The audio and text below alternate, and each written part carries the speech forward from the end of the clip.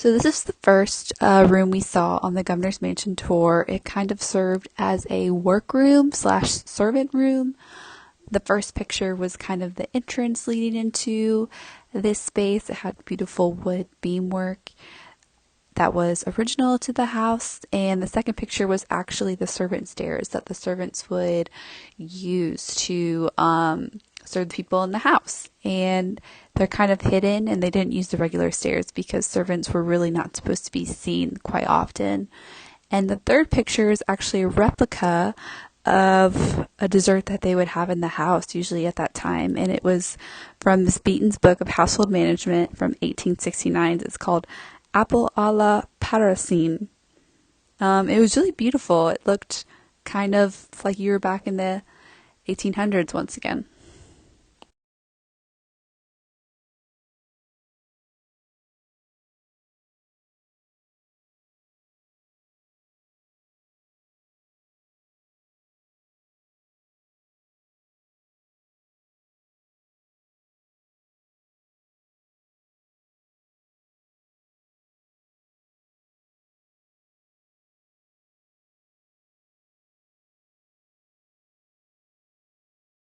So this is the master servant bedroom. It's on the first floor of the house, right next to the kitchen. And this room served as kind of the main bedroom for the servant who was in charge of all the other servants. So he was kind of the head servant. He kept a gun and an axe in his room at all times to fend off any intruders. And this room's actually a little eerie because the master servant did die in this room, actually holding the keys in picture one. And the cat next to it is actually kind of sort of an inside joke with all the governor's mansion employees. They'll often move them around throughout the mansion, and there's 3 in total, so they're all around the house. So the next room is the pantry, and it's right next to the master servant's bedroom. And the tour guide informed us that the master servant was the only one that had access to the pantry, and it was probably one of the safest places in the house to store items. Um, they didn't really have any original items in the pantry that was original to the house, but they did have some china pieces that were stored in a cabinet that was kind of dark to see, so I wasn't able to snap a picture. But it is a century piece that would have been similar to the ones that they would have in the pantry china cabinets, and they're beautiful and really reminiscent of the house. But there was also a door that led to the outside, and that's often where they stored a lot of their meats. And there's a video that will show you kind of how big the pantry really was. It was a giant pantry that many people could fit comfortably in.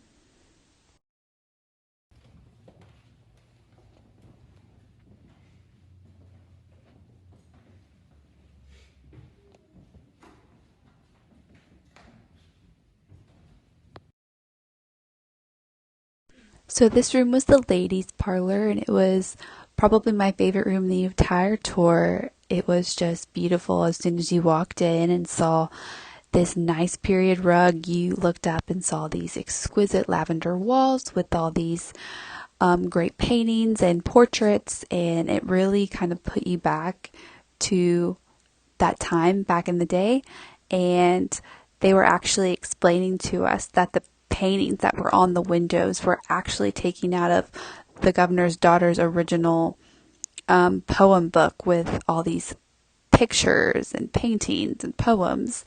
And there are a lot of great period pieces in there as well. The red couch that you see in the beginning of video number 3 was actually sort of like a courtship couch. So they would, if you were in a courtship, what you would do is the men would sit on one side and the women sat on another, and you weren't supposed to touch because it was apparently not permitted for women to touch men if they were not married. So this was a great room for the ladies to come and gather and have a cup of tea and just talk about gossip and what was going on in the county or in the state.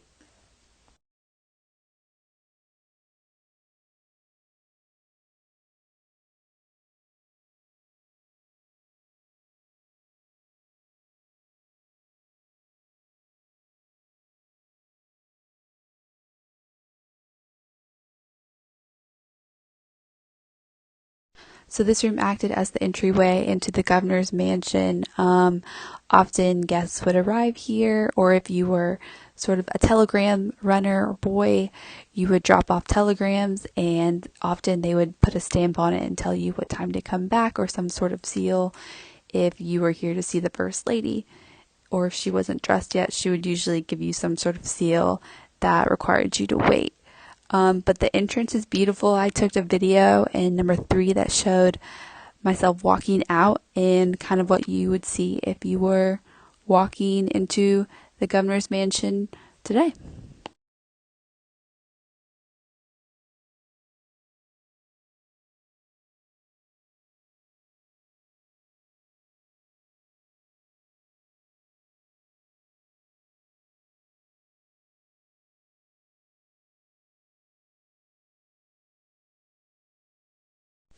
So often, after you entered the governor's mansion, you would be instructed to enter this room, and this was kind of the waiting room to get into the governor's office. And when you looked up, you would see this dome, which is funny because when you look outside the governor's mansion, there is no dome, and this is because it is kind of covered up by the attic. It's kind of a hidden dome that you don't see.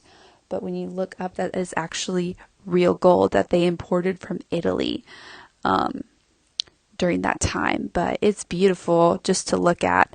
And the railings actually up top are really short. I'm 5'11", and I was very scared I was going to fall over the railing. So it is not very tall, but it is very beautiful to look at and is a great addition to the mansion. So this is the inside of the governor's office. Looking around, it's pretty medium sized and contains a huge bookshelf full of books. Most of the books were not 1000% authentic. They were period books back from the time. But the only original ones were, I believe, the Shakespeare novels.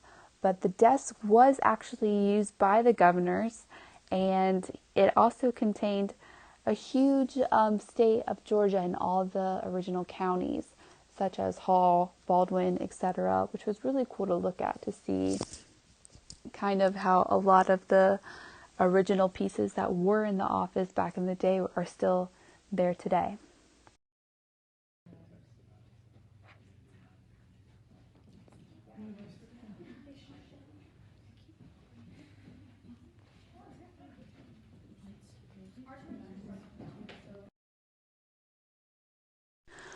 So this room was the gentleman's bedroom, which really threw me off at first since it had a majority of feminine kind of colors, but the tour guide was explaining to us that kind of feminine colors that we are associated now with today were actually kind of masculine colors back then. So the room was actually very masculine during that period.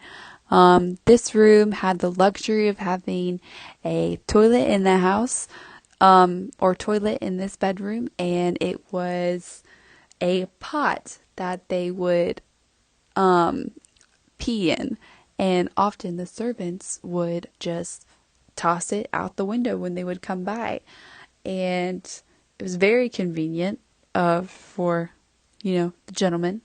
But this room was beautiful, just the kind of old school 4-poster frame with drapes all over it. It was really beautiful and probably one of my favorite rooms of the entire tour.